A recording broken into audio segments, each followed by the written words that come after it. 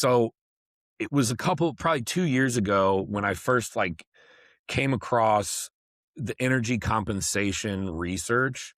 The guy's name's Eric Trexler.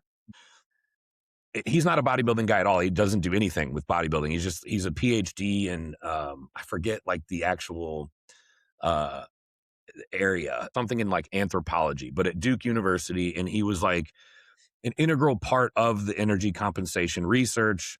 And I heard him talking about it, and it was like everything he was saying was like, this can't be right. This can't be real. Like, basically, what he was saying is essentially like the more cardio you do, the more compensation you're going to get, and your body is not going to allow you to just, universally continue burning more and more calories the more cardio you do. And so doing a lot of it tends to be kind of a waste. And I was like, that's I can't disagree. He knows way more than I do, but this just sounds crazy to me. So I started looking into it more, like reading some actual studies. And after a while, once it started to click and make sense, I was like, dude, okay, I feel like I've just learned something that the whole industry is completely in the dark about that could legitimately change everything. And I started posting about it and I started implementing it with myself. Turned out to be the best I've ever looked by far, best conditioning and the most easily obtained conditioning I had ever had. So I started using it with clients. Same thing, started working incredibly well. And then it was just like, okay, it's going to be, I know how bodybuilders operate. So it's going to be about 5 years from now where everybody's going to start doing this. Yeah, for sure.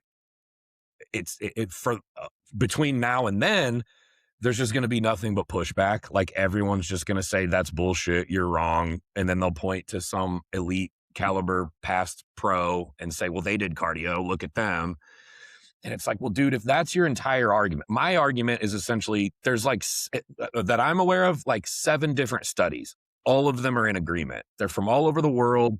They've all tried to disprove this theory. None of them have been able to.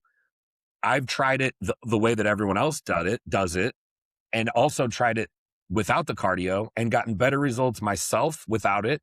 And that's all in alignment with the research. So my argument comes from a place of like actual scientific data and my own experiment, and it all aligning. Everyone else's explanation is, well, this is how I've done it and it works. And it's like, okay, sure. It does, like I can't argue with the fact that competitors have always gotten in shape. It's not like conditioning just disappeared or started to emerge for the first time ever now. But it's Like you you're said, there's not unable. necessarily a direct correlation between doing cardio and you can't really prove that, like you said, unless you trial and error it, like I did, like you did. Yes, And you can that's see exactly that what it comes that down the to. Like you, intensity in the cardio did not necessarily directly correlate. It was more about diet, controlling inflammatory factors, controlling energy.